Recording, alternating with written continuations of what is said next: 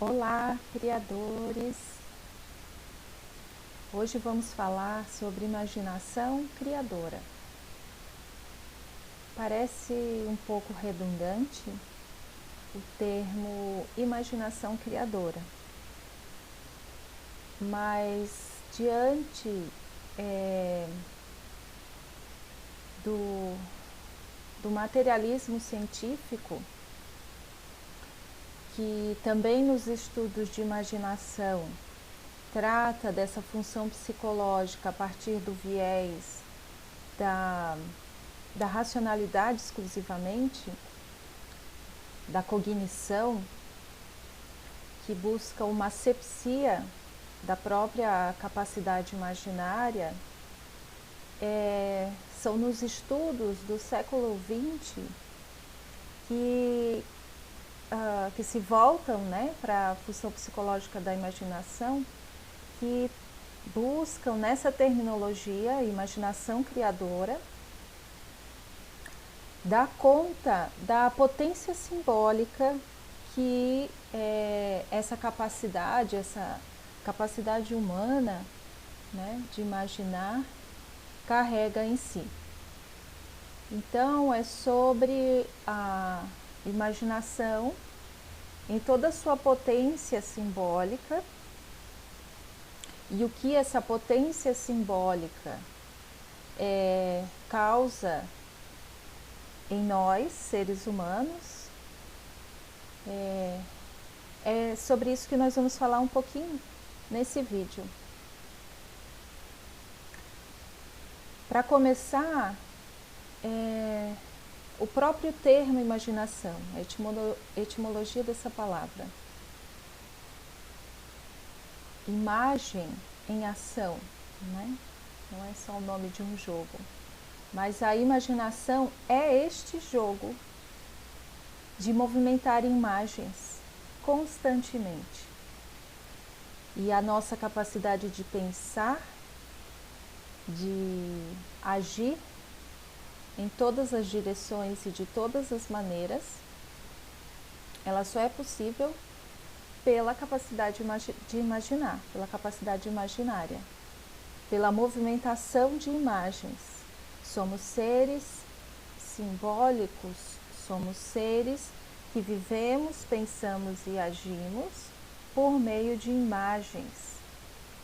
Nós recebemos do meio em que vivemos sensações, emoções, sentimentos que são decodificados por esse órgão grandioso que é a nossa pele. Essa pele é um sistema de comunicação muito complexo que recebe do meio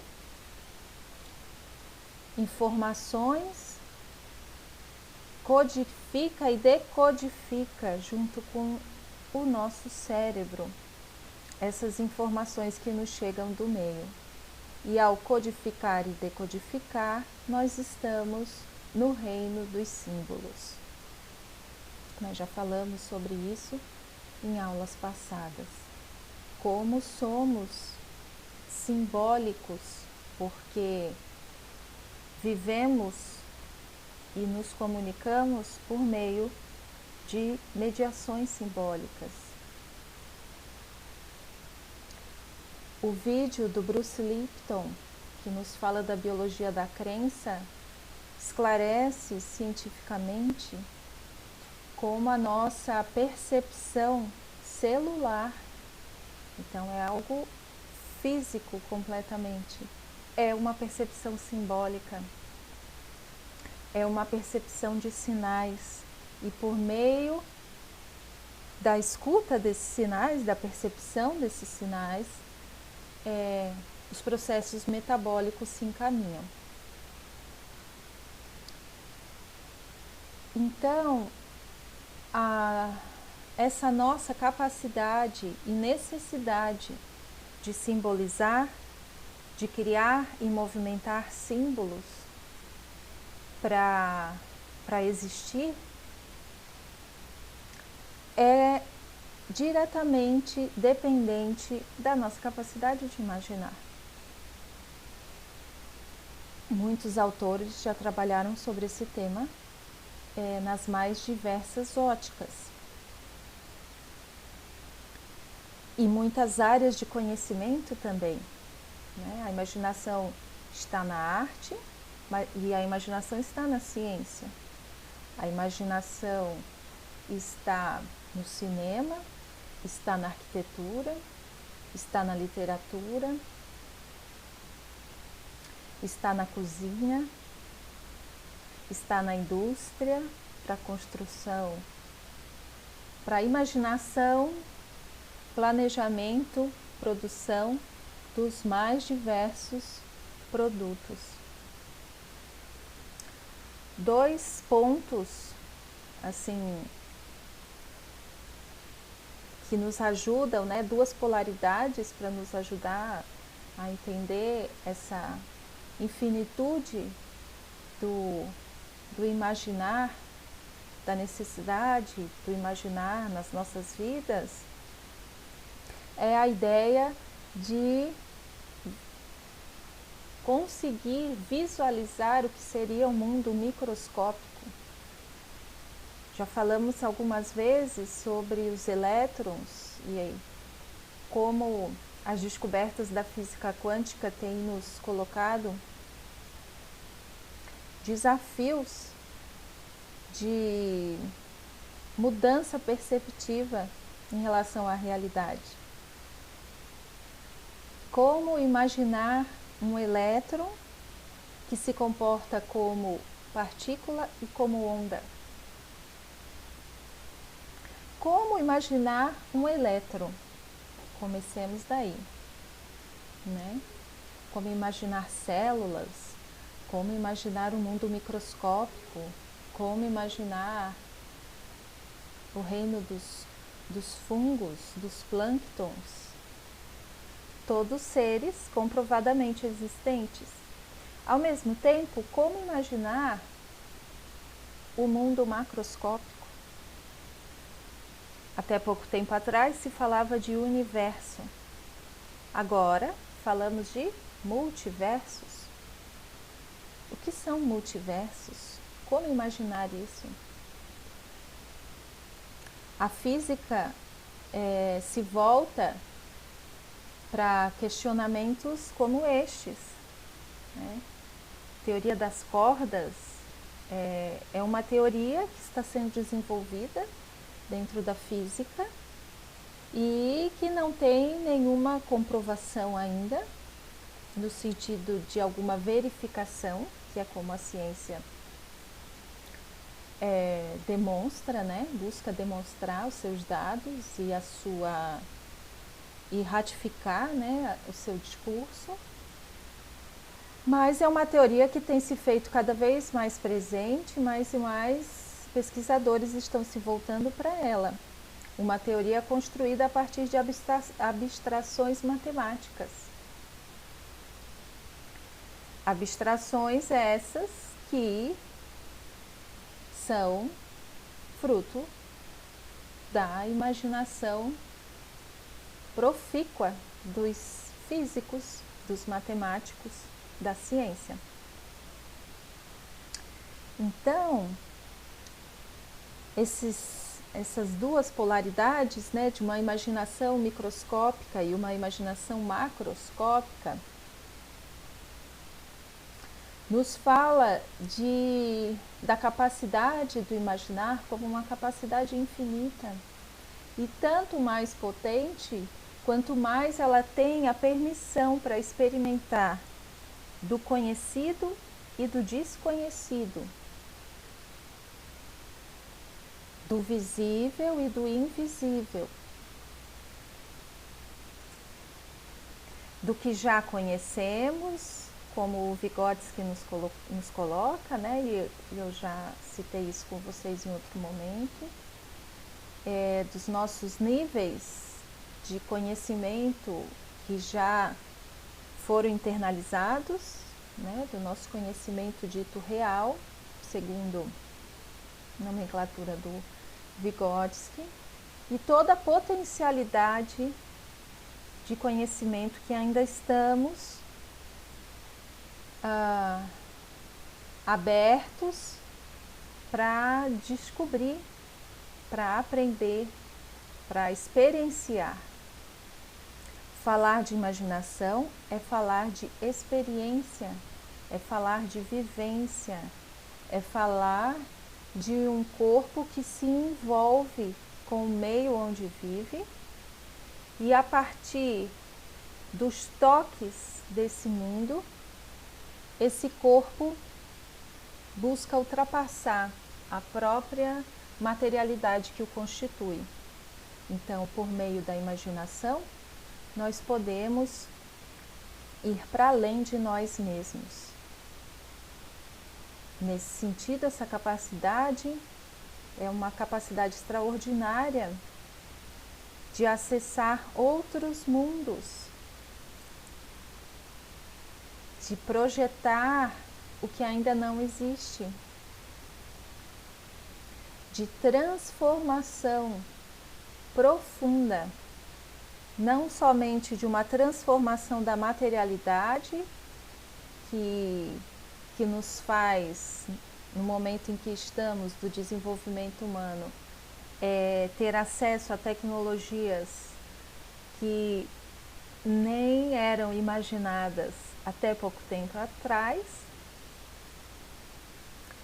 e nas possibilidades dessa capacidade do imaginar se vislumbra um futuro que pouca gente consegue imaginá-lo, né? Ou seja, o que pensamos hoje acerca do futuro?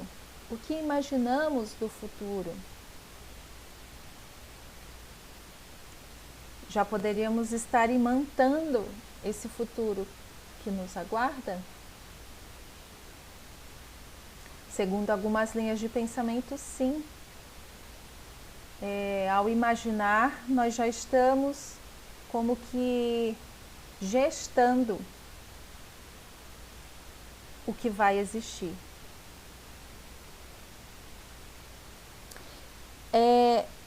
Mas para além dessa ideia de uma imaginação macroscópica e microscópica, e mais que tudo, buscando se fundar na ideia de que da importância da imaginação para o nosso existir, autores como o Gilbert Durand se voltaram para os estudos da imaginação com grande profundidade. E ele vai nos colocar que existiriam dois regimes da imaginação criadora, um regime diurno e um regime noturno. No regime diurno, a busca é de uma elevação, de uma ascensão, de uma verticalidade,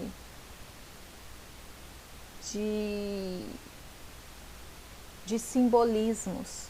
Um simbolismo que representaria, uma imagem que representaria a imaginação diurna, no regime diurno, seria da torre, dessa estrutura que se apresenta e se eleva. A ideia do esclarecimento, de em busca da luz, da sabedoria, do conhecimento. Em contraposição com a ideia do regime noturno, lunar, escuro,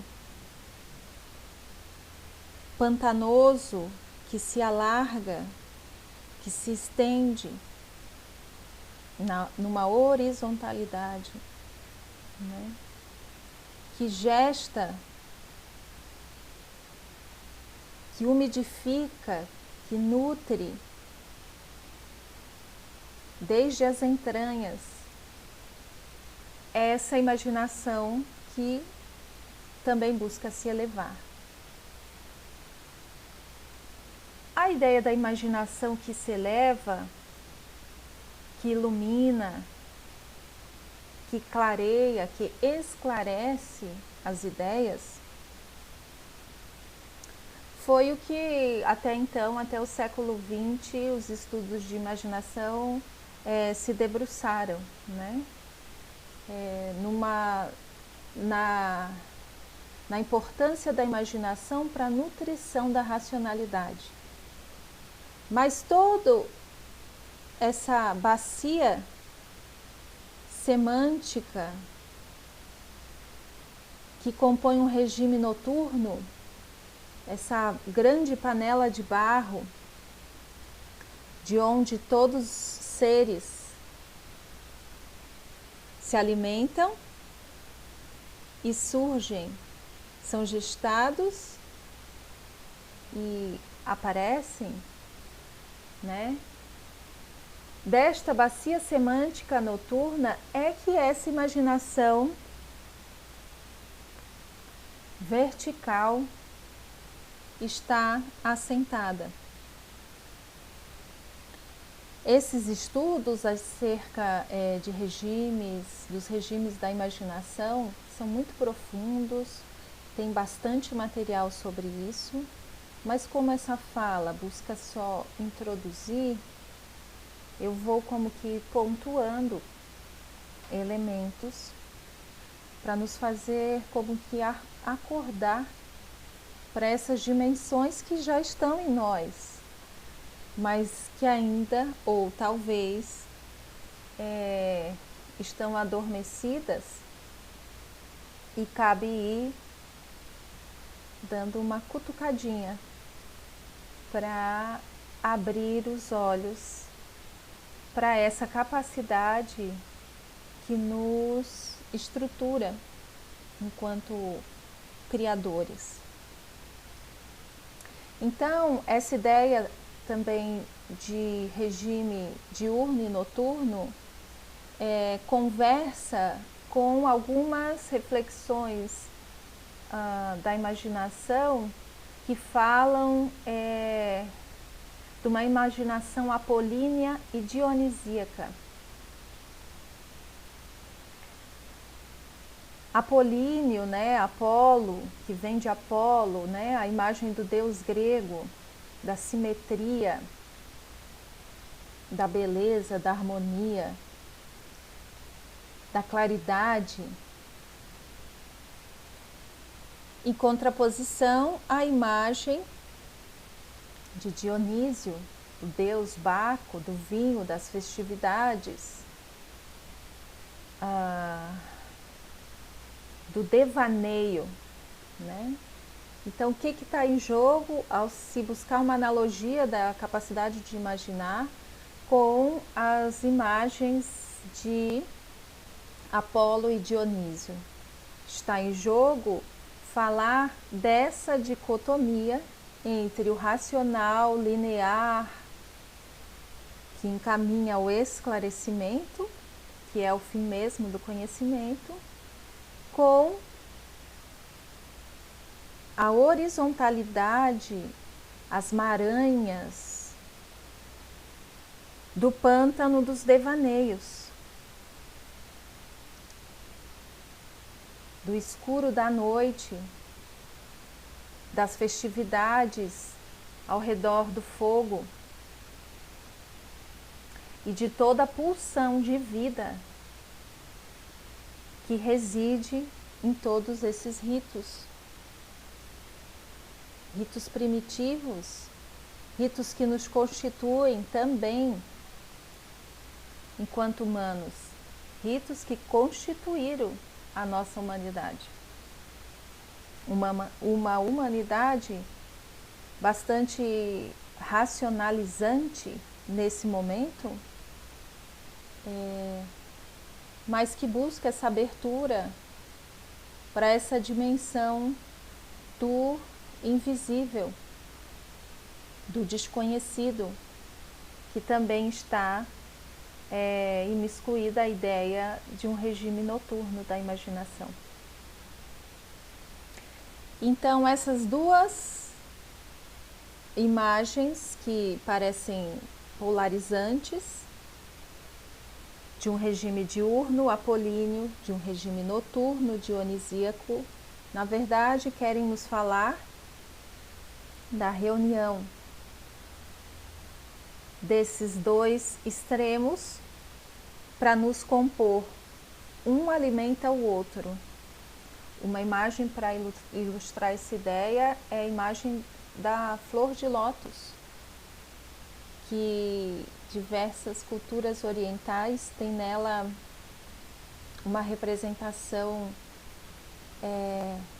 da síntese, da unidade, da reunião, porque a flor de lótus, que é a flor mais bonita, porque é a flor que representa uma imagem da harmonia, da perfeição de suas pétalas, que vão sendo compostas harmonicamente para formar a linda flor.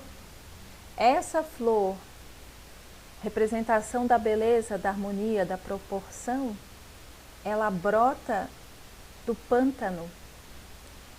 Suas raízes são alimentadas lá no profundo da lama do pântano, da escuridão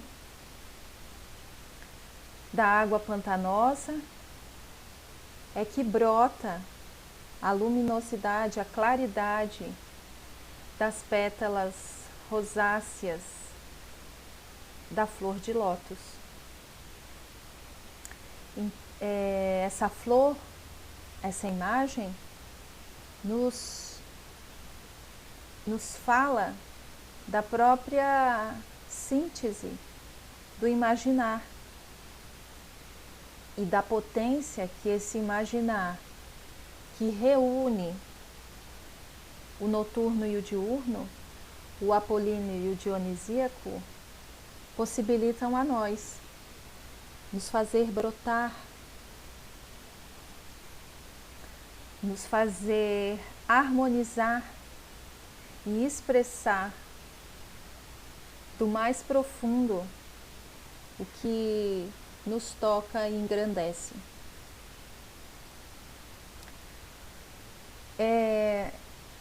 Para que essa reunião desses regimes aconteçam e toda essa potência expressiva do imaginário se realize, autores como Bachelard nos proporcionaram,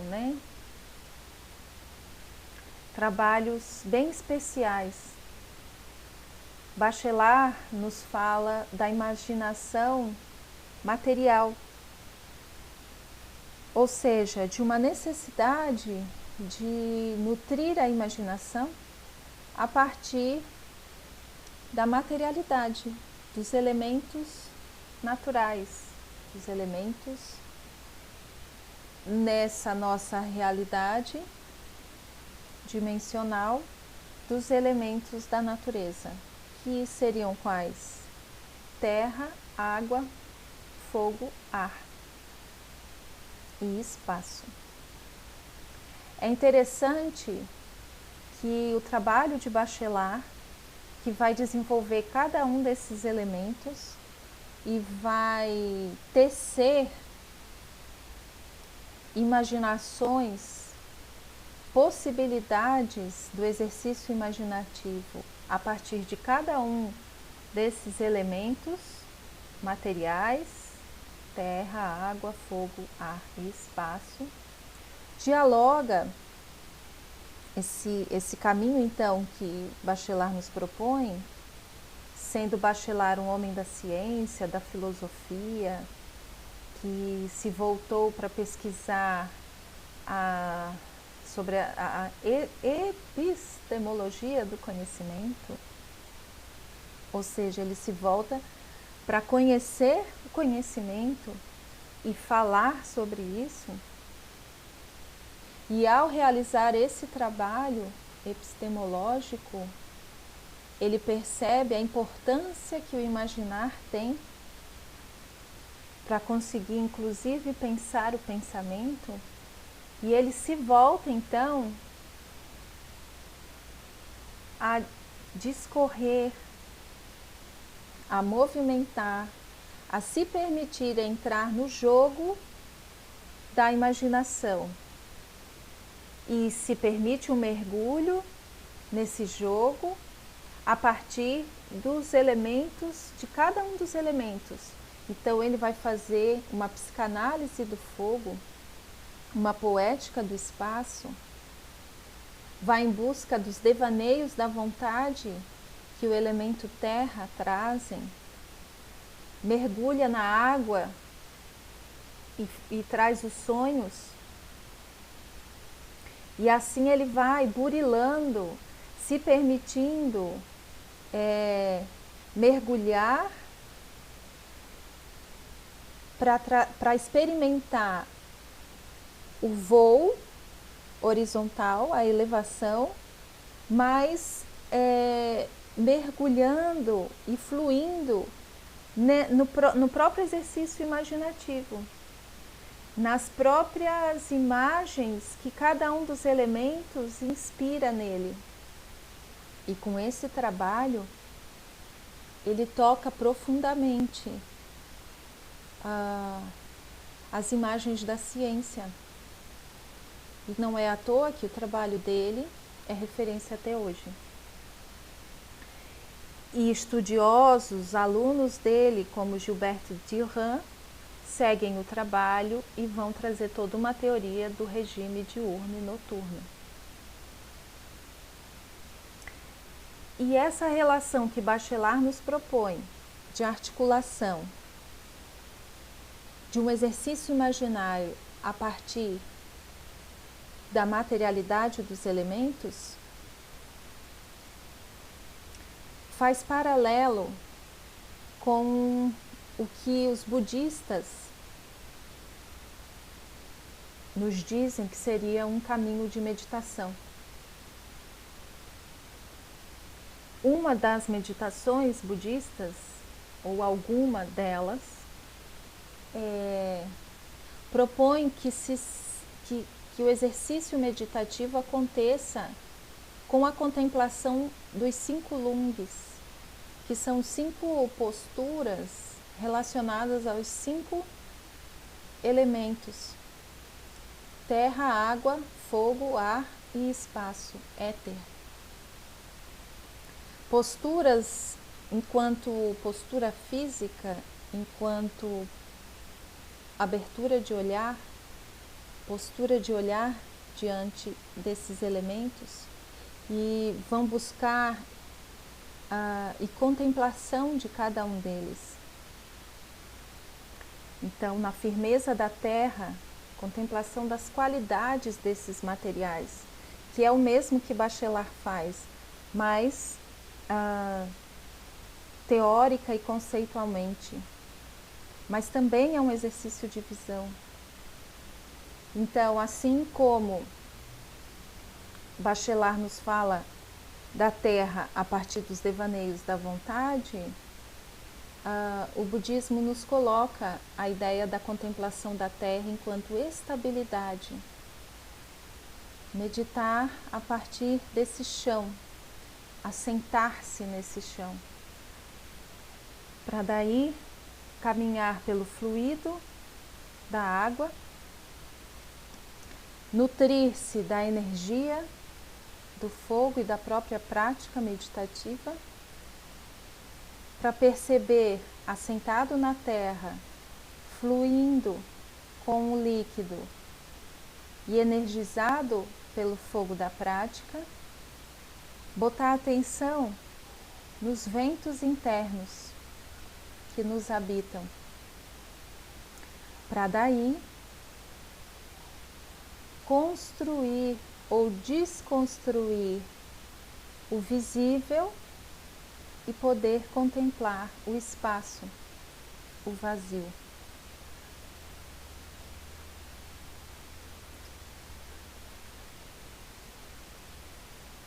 Se queremos experimentar da imaginação e da imaginação criadora,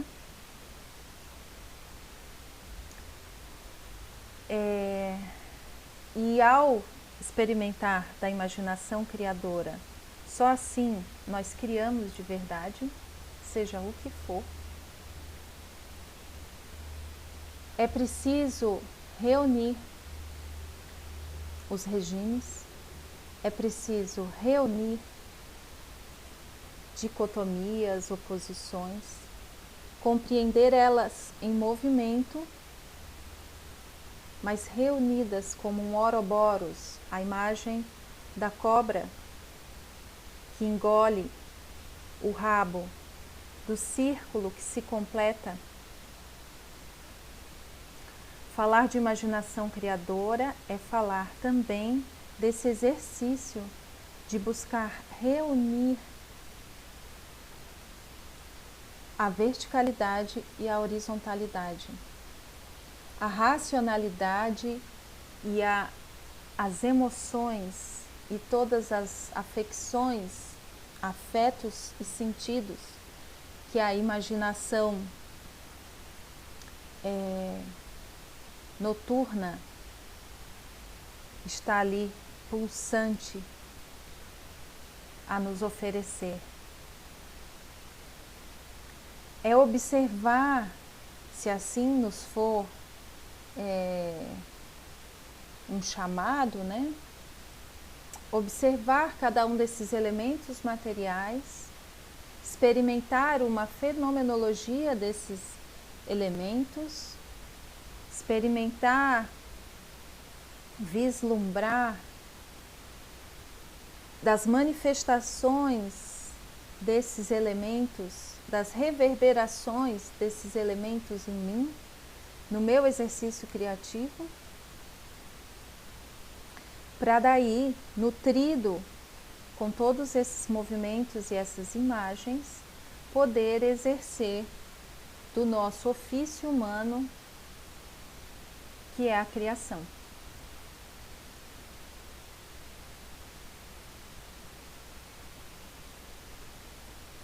E a imagem do Ouroboros nos coloca também a ideia de ritmo. Nos traz de novo essa imagem, o descortinar do que seria este ritmo que nós já estamos falando há alguns encontros anteriores. Ao reunir regime diurno e noturno, uma imaginação apolínea e dionisíaca, nós também estamos falando de ritmo. Ao trazer uma fala que fala e pausa e silencia, nós estamos manifestando o ritmo. Ao pensar sobre o processo criativo como um processo, como nos coloca Amit Goswami, do do, be, do, né? No inglês, no português, fazer ser, fazer ser, fazer ser, ou seja, uma necessidade de ação para que o processo criativo se realize, mas ao mesmo tempo um silêncio.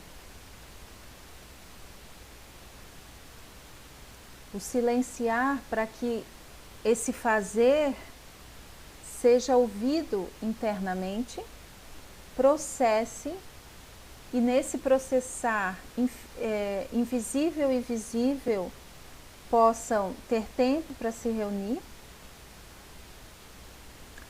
e algo motive o segmento da criação, ou seja, a continuidade do processo criativo a que nos colocamos. Uma imagem para ilustrar essa ideia de imaginação criadora.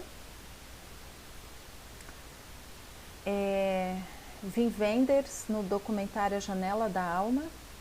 Esse documentário tem no YouTube, se vocês quiserem buscar ir de encontro, né, a essa fonte que eu cito aqui.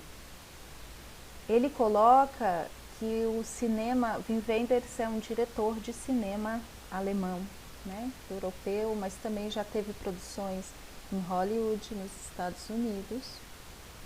Mas ele coloca que a estética do cinema europeu é uma estética que tem um tempo diferente da estética do cinema estadunidense, norte-americano.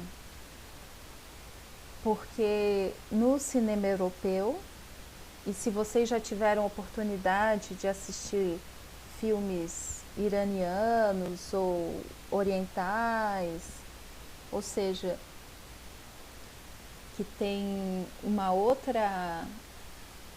outro ritmo de produção, um outro tempo estético,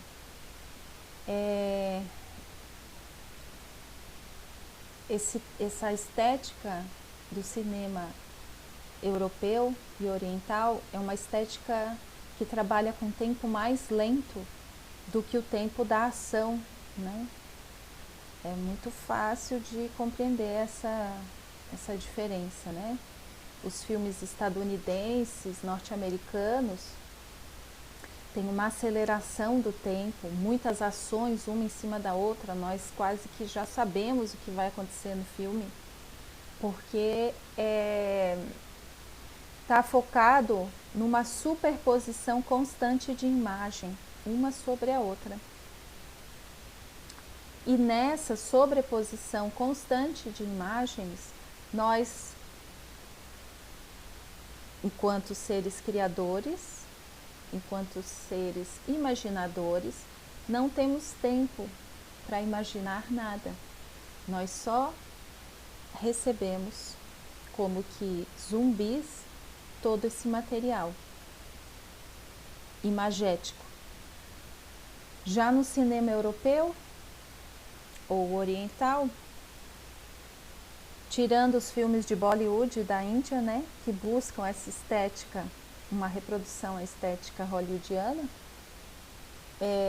embora também criem uma outra estética que é interessante, mas os filmes europeus, segundo a fala do Wim Wenders, permite no seu tempo mais lento que a imaginação do espectador possa atuar junto com com o enredo do filme. Nesse sentido, para que nós estejamos trabalhando, elaborando, lembra do labor criativo que a Feigo Strower nos coloca? Para que esse labor se processe a nível imaginário, é preciso que tenha tempo. É preciso do silêncio a compor com o som. É preciso da pausa a compor com o movimento. É preciso do não fazer compondo com o fazer. Ou seja, é preciso que a gente reúna, movimente, pause, inspire, expire e siga na constância da criação.